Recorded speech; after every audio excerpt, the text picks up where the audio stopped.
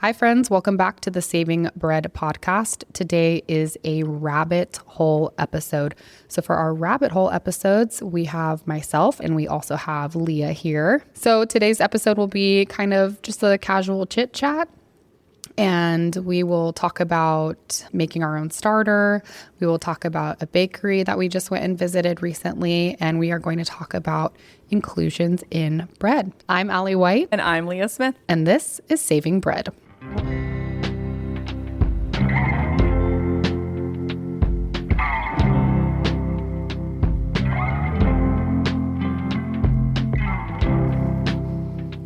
All right, let's get into our chit chat for the day, our rabbit hole episode. We have a couple things to talk about. We just took a trip together. We have all the things going on. So let's start with how we're reading Sourdough Culture and how that inspired us to start our own sourdough culture. Yeah, so number one, the book, super fascinating. There's just so much information in there and so many facts. I was really, really surprised on the depth of the author, of how far back he went to talk about sourdough and then the evolution of bread in general from being something, and I think you've mentioned this before, something that everybody knew how to make. You had to know how to make it. People survived off of bread. That was their main source of food, right? Yeah. To then transitioning that into a more commercialized bread, right? Something that was cheaper, that was easier, faster to make, less labor intensive, etc. So that was really cool. But as part of that, in our last, who knows if it was a rabbit hole or if it was just the extended cut of one of our conversations, but you and I talked about starter. Mm-hmm. And that book had a recipe on how to create your own starter. And so I did that. As you know, I am not a sourdough baker. So this was not the first time that I've dealt with starter before, because I think in your classes, I received starter from you that I ended up having to feed. But I didn't ever create it myself. Maybe I had, I don't remember. But anyway, I started that, and that was a very interesting experiment for me to do from start to end, taking the instructions directly from the book. Okay, cool. So right now we have Sourdough Culture as our book club book. I know a lot of listeners are reading it, and Eric, I have an interview with him coming up on Wednesday, so it'll probably come out in about a month. And like you said, there's an instructional page on how to make your own starter. And so you went ahead and you did that. So let's hear about it. Yeah, so you and I had talked beforehand about me creating a starter and making it be whatever's available to everybody, right? So not everybody necessarily has freshly milled flour or whole grain flour. So what I ended up using was just basic King Arthur bread flour for 50%. And then the other 50% was all-purpose white flour. So that's what I added into, like, what he has you do. And I might have to look in the book to look at the instructions exactly, but it's 50% one flour, 50% the other flour, right? So I did 50% white and 50% bread flour. And I put that in with the water that was directed, and then it asked me to mix with my fingers. So with your fingers? Yes, it said to mix with my fingers. Yeah. I assume that's, again, to cultivate additional yeast, right? Or to get that moving along. I used a clean a clean glass jar, put everything in there, and then it had me put a paper towel, or, I did a paper towel for that one versus like a cheesecloth or something like that. Yeah. But anyway, paper towel with a rubber band on the top of it, and I left that for the time frame that it asked me to before I had to remove like 80% of it and then continue to feed it in that cycle. In the first 4 days, you did that. Is it once every single day? I might have to look. And so anyway, the first day it was just kind of hanging out, and it built up over that time frame that you do that for the beginning, again, 4 days. And it definitely started to obviously create yeast and created the bubbles and started to smell funky. Like it was funky. Define funky, please. I want to know everything about this. The fine and funky. So we need to know. This little gem smelt a little cheesy. Yeah. She smelled cheesy, you know, like a ripe, delicious, maybe not delicious cheese, you know, like that you would maybe smell initially and think, ew. But then when you taste that cheese, you think delicious. Can I ask you, did this interesting smell, if you didn't know that was supposed to happen, or if you hadn't had this outline, would you have been like, oh no, I did something wrong, and then like throw it out? Or were you expecting it to smell a little bit cheesy and then you just decided to power through? Because I have been cooking for a long time in general, like the fermentation process, it wouldn't surprise me that it smelled cheesy and that was okay, because there were no other signs of mold, which is different. It looked, again, it looked like what you normally see for starter, but there is an odor. And if you're not, to your point, aware of that odor, you could think that it has gone bad very quickly, because it smells like, again, a cheese, or maybe sour milk, or you know what I mean? Like it. Yeah. Mm-hmm. So yeah, you might think maybe not. This is good for the people to know, because if they do this, they need to know that there's going to be a time of smells. Absolutely. It was a smell too that went into the kitchen. It wasn't just in its own area. Like you could smell it coming into the kitchen. She was like, I'm here, I'm fermenting, pay attention to me. Yes. And I will say that was, you know, with the help of my fingers mixing. Oh my God. So anyway. Oh, Lord. Day one, you put everything together. Again, you place and I'm reading this from the book, you place the bowl in a warm location out of direct sunlight for 3 days. For 3 days until the bubbles form on the top of the mixture and it puffs. So I did that. Day 3, you remove the covering, you discard about 80%, and then you begin to feed it. And then you do that for 4 to 10 days. You do that same thing over and over again. And then mine started to actually rise and fall towards the end of that, like actual 10 days. So anyway, he does mention that from day 4 to day 10, there will be bubbles of carbon monoxide visible throughout the starter on the surface, and a black liquid called hooch. I didn't really get hooch. I think you came over and looked at it, and I did have a decent maybe water on the bottom. So that was the one thing that you suggested, is like you can also mix it if you see that water. But that was the only thing. I actually didn't get hooch on mine until I fermented it, or I put it into the fridge to then sit while we went on a trip. And then I came home and there was hooch on it. Cool. Great job. Great follow through. I'm very impressed by you, because I would like to tell you about my experience trying to make a starter, which was completely the opposite of your experience, because I gave up.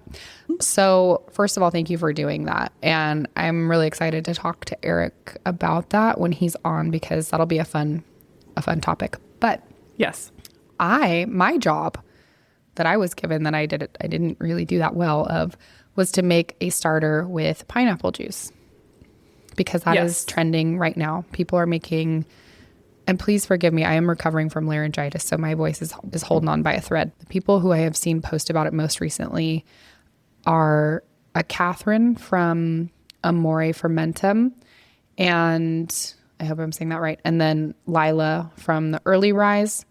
I know that Alex from Wild Woman has done it, and then they source like original sources, and I believe there's a woman named Paula. I can't remember her last name right now, but I will look it up during our chat. It's Paula Pineapple Starter. I'm sure something will pop up. But anyway, so basically what you're supposed to do is, instead of using water, you're supposed to use pineapple juice. So Catherine from Amore Fermentum on Instagram, she has a whole guide on it. So I followed her guide and I decided to make a starter that way. Yeah, Catherine Shields, Amore Fermentum, and on the top of her highlights, she has a little highlight called Pineapple Starter. So I followed that, and then I was thinking, I can do that, but I don't have a control. So I did the pineapple starter and then I did a water starter side by side so I could compare them. And I also took the pH of them just because I was interested. And I will say my one that was made with water had the same smells that yours had as well. It was unpleasant. It was like gym socks. And I was like, oh no. And then the pineapple one never had a bad smell from day one. And I would say that the behavior of the two was very different as well. So I kind of wanted to go into that and talk about maybe the science behind that a little bit. Did you find her on Instagram? So the original person that should be credited for the pineapple starter, she is a baker and a microbiologist. Her name is Deborah Wink. And she used unsweetened pineapple juice instead of water for the first 3 days. On here it says the juice lowers the pH, creating an acidic environment that suppresses foul-smelling bad bacteria while allowing good wild yeast to thrive. And so that was the difference. So the pineapple one, because the pineapple is acidic, right? The pineapple juice is literally acidic. You're already starting at a much lower pH than you would if you were just using water. When you mix flour and water together, the pH tends to be around 5.6 at the beginning. And then as fermentation goes along, it tends to drop. But this is making a starter from scratch. So the pH is likely going to be somewhere between 5.5 and 6.0. When you have pineapple juice and you mix it with flour, the pH is much lower, like 4.5. So by lowering the pH, you are not allowing the foul-smelling bacteria that are naturally in the flour to reproduce, grow, make these smells. You're suppressing them. And so I would argue that the two starters aren't really that much different. You're just suppressing the activity of some of the bacteria. Whereas the one that I mixed with the flour and water, what happened was I got, and you probably did too, I got a false rise. So in the first 24, 48 hours, it grew a lot. And that happened because those bacteria that live at a higher pH were thriving and they were creating gases and they were growing. But eventually, once the pH starts to lower as the starter becomes more mature, those bacteria will no longer be able to survive. And so the true bacteria of a sourdough starter, sourdough culture, they live at a lower pH. And so those are the ones that will begin to thrive and multiply, but you have to kind of kill off and suppress them, or I guess suppress is a better term, suppress them over time in the water one versus the pineapple one is immediate because the pH is already lower because of the acidic pineapple juice. Does that make sense? Am I saying that in a way that makes sense? Yeah, no, absolutely. It does make sense. I have some follow-up questions for that I guess my question is does it matter? It was a much more pleasant experience, and I am not the person who came up with this. I'm not a person who's done it many times. I'm just a gal who tried it one time, and I have my own opinions. If anyone wants to really deep dive, I would go to the original source and check out Deborah Wink or check out Catherine's page because those people have really spent a lot more time and care on it. From my perspective, I would say it was a more pleasant experience using the pineapple juice just because I didn't have to deal with the smells that you're talking about. And in the end, they were both very similar. I will also say on day 4, I was like, I'm over this. I'm wasting so much flour, feeding these little starters, and I'm a busy girl and I don't have time. So I would just prefer to get a starter from someone that I know and trust. But if you listeners out there are really committed and well behaved like Leah and do the job, do it from scratch because I'm sure it's a fun way to learn something new. But I will say those first 3 days with the pineapple were much better smelling. Yeah, that's interesting. It makes sense. I guess another question that I have, right, is as you try to suppress the bad bacteria or the other bacteria to get to the good bacteria, is there a difference in time then? For the regular flour and water? I don't know. Is that why you do that for 10 days? On Catherine's page, she said that she's able to get it up to strength in 4. And I know that she's using a really high protein, strong white flour when she makes hers, and she even baked a loaf of bread, I think on day 4, if I'm not mistaken. Okay. Both of us used some with whole wheat flour, so that could be more active and behave differently. I will also say that people had a lot of feelings about it that they needed to express, which I totally appreciate. Some people did not like the pineapple starter idea. Catherine reached out to me and said that she's also had people who are very upset by it. I'm not sure what this like pineapple juice is provoking in people, but they don't like polarizing, it. Huh? It's polarizing. It is. You're either team pineapple or team water, apparently. I'm neutral. I will say that the pineapple will smell better, so that was nice, but I have no skin in the game. Yeah, I don't know if it would make a difference to me. I think the only difference that would matter to me is it more or less complicated? Even the smell. I mean, I cook, I eat different kinds of foods. I have kimchi in my fridge. Like that, those things are all like not really that big of a deal to me personally. Yeah. But if you personally didn't like those kinds of smells and they bothered you, then then that would be a recommendation if they're 1 for 1.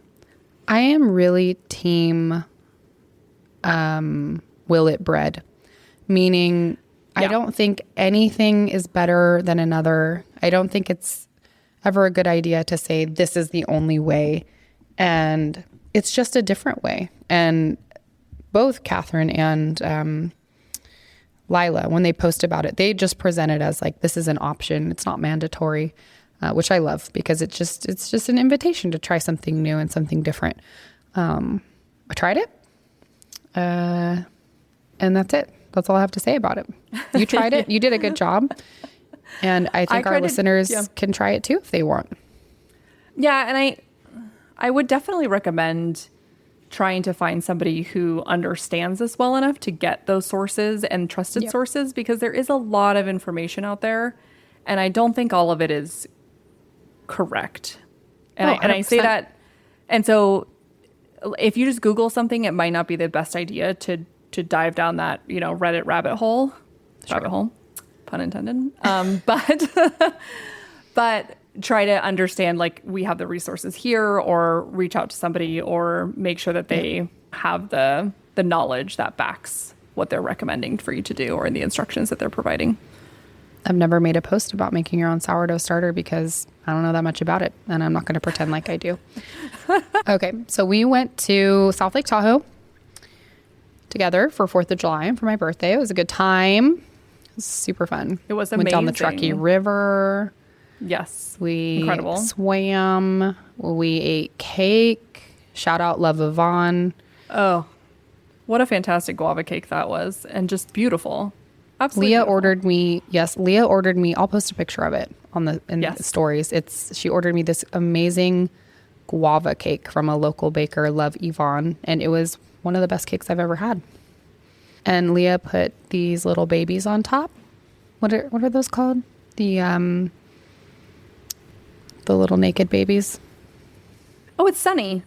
Yeah, Sunny. That's right. The Sunny babies. The Sunny babies. They are so cute. And so, yes, we did that for cake decorations. Yeah. Although Love Yvonne has a beautiful cake decoration, but we had to have 2 big numbers for the candles and 2 big babies. Of course. As a plant and an animal, obviously. 100%. I will definitely post that because it was great and it was really good. And we ate it for like 3 days. It was fantastic.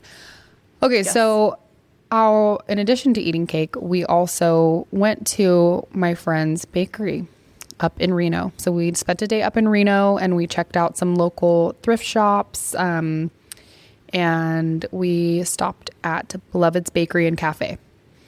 That's correct. So the address is 229 East Plum Lane, and it's unit number 129, and that's in Reno, Nevada.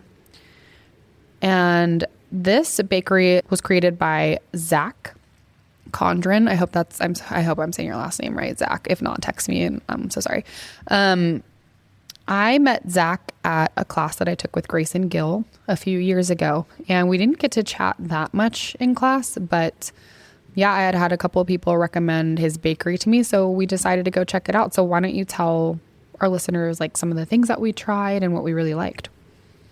Yeah, absolutely. So for folks who don't know, I lived in Reno for around 12 years. So back in the day, 12 years ago, and to be fair, I haven't been there for another 10 years. So it's been a little bit of time. But back in the day, there weren't necessarily a lot of great bakeries for fresh food. Reno is a bit of, I think Zach also mentioned it, right? It's a bit of a food desert, right? It's just difficult to get fresh food in there. I think the culture is changing to get more fresh, locally produced food as well. But a lot of that before was not really that fresh, not that local. A lot of chain restaurants, a lot of casino food, things like that. So it was really, really nice to see a bakery like this in Reno, me coming back into Reno. It's actually a pretty cool section. It looks like they have attached to it a building with a thrift shop, which is junky. That was around when I was around. And then it looks like they're doing some other things in there, maybe for some more local, maybe food, but maybe just local stores, etc. So that was awesome.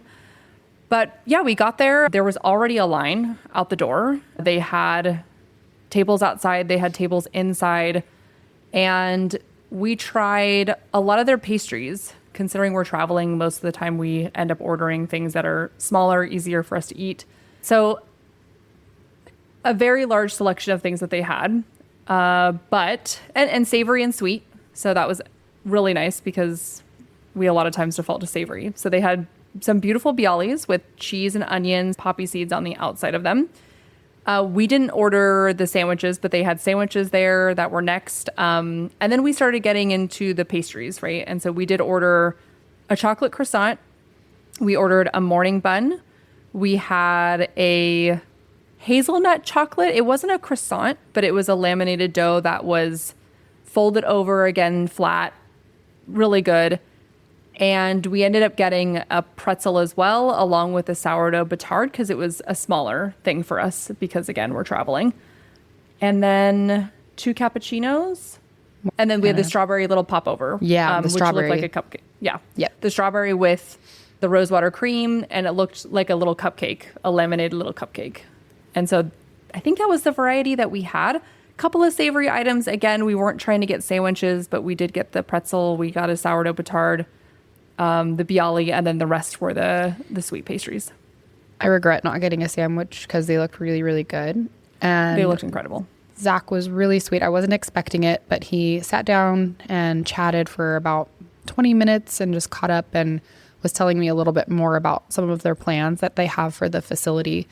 And I believe they are trying to and kind of in the works of getting a grain mill there and starting to produce some of their own flour on site, which is actually incredible considering what you said at the beginning, which is Reno is kind of not been known to have a lot of those types of things.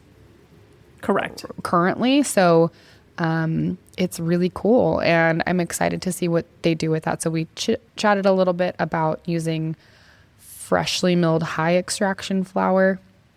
Like I said, he took Grayson's class with me, so he's more than equipped to work with that. But it was just a fun conversation to have. Yeah, I think that's awesome. And anybody who is going to Reno, I don't know how many listeners are going to Reno, but they also had regular food. We didn't, again, we were not able to try that at the time, but they had a whole regular breakfast menu. And it was really big. So you could go in there, you could sit down, you could sit outside. There was plenty of space. So it wasn't a very small bakery where you're just grabbing stuff to go. Sure. You could grab pastries, bread. They had a lot of different bread varieties as well. And you could grab a breakfast if you wanted to support them in that way as well. Yeah, cool. And our last topic for today is going to be something that we got into hard in Tahoe. I can't even remember how this conversation started, but really got me going.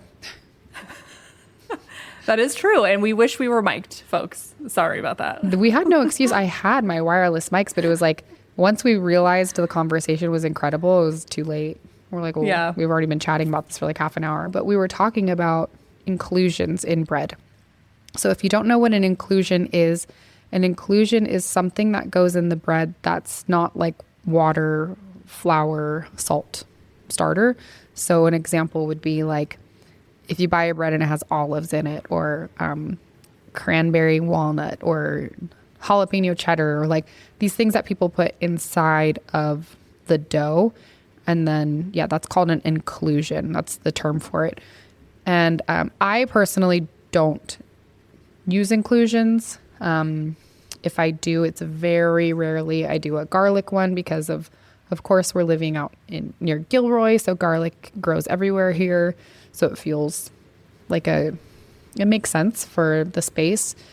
I'll do like a turmeric leek loaf from Sarah Owens. Every once in a while, I might do one that has cheese and green onion, depending on the time of year and the seasonality. But for the most part, I would say that I let the wheat speak for itself. I put all this time and effort and training into using local flour and different types of grain. Like I want you to be able to taste those things. So I don't want to cover them up with other flavors. That's just what works for me and my identity as a baker. But like, let's get into this a little bit because we had a great chat about it. Yeah, so I think you and I talked about that because a lot of bakeries that I end up going to, or I think that you and I even see everywhere. Like it's not just Reno, it's not just the Bay Area, it's everywhere, right? Yep. A lot of bakeries that you go to end up having these loaves with a lot of inclusions in them. They maybe have half of their loaves that are rotating inclusions. And then, yeah, what does that mean for the bread? Are you just trying to do flavorful bread right through inclusions? Or do you have really great bread that stands alone and you do that commercially, right? Because again, to me, it's also a commercial thing. These are very large bakeries in most cases, or larger bakeries, but even small people too, where a lot of times to get people in the door, it's easy for them to say like, I would love that walnut cranberry bread because I love walnuts and cranberries in my bread. Yep. And that gets them to do their first purchase, right? Of course. But, yeah, you know, I think heavily relying on inclusions is unfortunate because that's all you're tasting and seeing as part of that bread. I agree. And this is not to speak poorly of any baker out there who's like just trying to get bread out, because everyone does it differently. Everyone has a different story. Everyone's about something different. And like, we love that. We love to see what everyone is doing. But it was an interesting conversation, and one that I think was really respectful of, well, what is the story? Right? Because if we're telling a story with our loaves to our customers, exactly to your point, is the inclusion something local and from the area that you're in? Does it represent your culture? Does it represent a memory from your childhood? Does it represent your mom's favorite dish? I don't know. Maybe it does. And what a wonderful way to tell more about yourself to your customers by having inclusions that speak to your story. So I'll give you two examples. I think ones that we were talking about. One was, I feel like poor Grayson, he's probably like, do you need to talk about me on every episode? But yes, I do. You're amazing. And we all love you. He was recently in Japan teaching a class, and I was really curious because I've taken a few classes with him and I've spent time with him now, and he does utilize inclusions and he's very respectful when he does. I was like, what is he going to do? I was so curious to see. And I'd have to go back and look specifically, but I'm almost positive that he got some local rice and then maybe made a porridge or toasted it or something like that. And then he also got some local seaweed that someone was drying and put that into some of the bread. And it was just so thoughtful and it was so beautiful. And it just, watching him work with the other bakers in the area and celebrating these ingredients and putting them thoughtfully into the bread, it made me emotional to see it because I was so inspired by it. So that's just like one small example. And then another thing that I usually bring up in my classes is the jalapeno cheddar breads, which is what we talked about. Jalapeno cheddar, and I used to make them too when I first started because, as you said, sometimes you just need to get people in the door and people like it. I'm not saying like abandon the jalapeno cheddar loaf, but what I am saying is is there a way to make it more interesting? Are you pickling the jalapenos? Are you buying them from someone who grows them and pickles them, and being able to support a local farmer who's growing peppers in your community? Being able to support someone who specializes in pickling. Maybe there's a local farm and they're making a smoked cheese, right? Or they're having pasture cows and they do something interesting, right? Are there ways that we can continue to not only tell our story, but highlight the other people doing the work in our area through our loaf and have it be like a love letter from our community? I think that is really an interesting path to go down. And can you kind of give your perspective to us, as, because I know you're not really like a sourdough baker, but you're definitely a consumer and a customer, and I'd just love to hear what you think about it. Yeah, so I think what I gravitate towards now is something, and we've had this conversation as I break open bread. So again, I am not a bread maker. I have not taken a single one of Allie's bread classes. I have taken her other classes for other things, right? But not a sourdough bread class. But now with the education, obviously being friends with Allie, but, you know, seeing her Instagram, looking at other people's pages through this journey, and also just eating the bread, right? It's so interesting to me now that I can cut open a loaf of bread and immediately go, it's not it. Or I open it up and I taste it and I go, there's nothing here for flavor. And so I think for me, as a more educated consumer now, is if I want to see inclusions, I want to see inclusions that are, more interesting. Like, what are you doing that is different from the jalapeno cheddar? And then, like, how are you presenting that to me? Is it, like you said, is it your own homemade pickled jalapenos, or is somebody else doing that? Is it a different cheese than just the cheddar cheese that you bought from Kraft that you're throwing in there? And again, it's not a shame on anybody who does that regularly. I totally understand and I totally get it. But me as an evolving consumer of bread that is of a much higher quality than I would get now at Whole Foods or anywhere else, I want to see something that is really delicious, but also not the same thing that I'm going to get from Safeway. I want it to be interesting. I want it to taste different. And I want the bread to shine alongside the inclusions. I want them to be a relationship that I get to enjoy both, not one or the other. Yeah. And I think that's really thoughtful. And I think that's really fair. And don't get me wrong. I mean, I get asked about jalapeno cheddar loaves all the time. I could make them and they would sell like hotcakes, and that's awesome. I mean, truly, it's like, I know that people like them and I can make them. There's no issue with me. I think for ease, what people do is they make one mother dough, although this is kind of a misuse of that term in my opinion, but they make one big dough and they break it up into several different bins and they put different inclusions in each bin. And like for ease and for production, like, yeah, go off.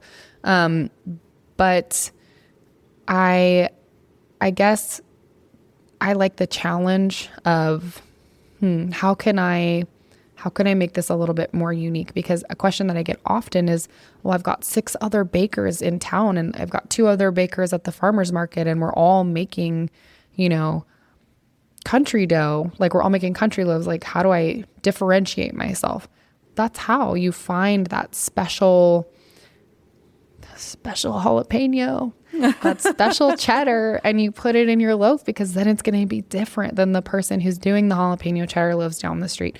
And truly, I think a lot of people are coming to this space to learn how to work with more fresh flour. And if you're going through the effort to do that, why hide the flavor behind anything else? And, maybe have both. Have a local whole wheat loaf and then, keep the jalapeno cheddar, but consider having different options for different customers. Yeah, absolutely. And you and I talked about that, right? Again, there is a commercial aspect to it, to you needing to sell bread, right? That's what you're doing. Yeah. You want to sell out. You want no extras, right? You don't want any loss. So I completely get it that there is a commercial aspect to it of this is what the consumers want. But yeah, I agree that I think it can be more thoughtful in the way that happens. And I think those people eventually will see the bread for what it is and then maybe not rely on inclusions anymore. I think that makes a lot of sense. Sometimes I do buy bread with inclusions here and there, just depending on, what I pick up in the market or whatever. And then sometimes I feel like, I can't make I can't put peanut butter on it for my daughter because it's got green onions in it. Yeah. Or, or olives. Or like I got this something else and now it doesn't go with meat or whatever. So sometimes that can be a challenge. And then, so if it's just the plain loaf, you can just use it for whatever. But yeah, I think it's a call to action to not make any changes to what you're doing now. Like, go hard, sell those loaves, sell the inclusions, like make your money. But in the background, maybe there's something that you're thinking of right now and it's sparking an idea of like, oh, I forgot there's someone down the street who makes sun-dried tomatoes, or I forgot that there was a farmer selling local pecans that I could roast and put in my bread. Like, start to think in that way. And I think you'll be surprised at how much more connected you feel with your product and with your customers and your community if you open up your mind to different ideas about inclusions.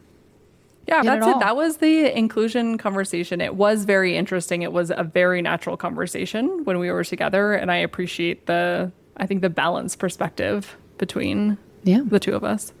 I mean, we are pretty cool. The coolest. And we've had, I don't think that not everyone's going to listen to the rabbit hole episodes, and that's fine. I'm a person that likes to consume content of people just chit-chatting, especially when on my bake days. Like, I listen to different podcasts of people just having conversations with each other. It helps me, sort out my thoughts and be inspired. And so the people who have listened to our rabbit hole episodes and the two of us chatting, they really love having you on the podcast, and they love hearing your voice. And so I think it's just like a fun thing to offer for everyone who wants a little extra. And Leah is just the voice of reason and committed and has great ideas, and it does a good job also representing like the new baker, right? Because that's an important voice to have. Absolutely. As we continue on, I will try, folks, I promise, to bake with Allie a little bit more and provide that feedback loop back to people here, because I do think it's important. I am, to be completely honest, absolutely terrified of sourdough. So I think it would be great for other listeners to figure out that balance and to understand the struggle from a beginner baker. So I hope I can provide that. I have the perfect podcast for you. Oh my gosh, really? It's called Saving Bread. Lessons, episode 1 and 2. They're for you. Yeah, you're going to learn. Me. I know. So yeah, hopefully I can bring those experiences along with Allie and I just having great conversations about bread and where we go and where we eat and what we do. All the things. All right. Well, that's it for this rabbit hole episode. And we've got the interview with Eric coming up, so that'll be exciting. Very exciting. Great book. So hopefully everybody finished that. Mm-hmm. I know a lot of people are reading it, so it's pretty cool. And that was all you. Agreed. That was all Leah. She thought of the book club. She is so smart. That's true. Looks and brains on this girl. All right, I'm going to stop the recording for us. No, keep going. Do we need recommendations of new books? I got a few. Cool. I got a few came in. Yeah. Cool. All right. Until next time. Bye. Bye. Thank you for listening to the Saving Bread podcast. Music by Joshua from Dope. I'm Allie White. And as always, happy baking and long live real bread.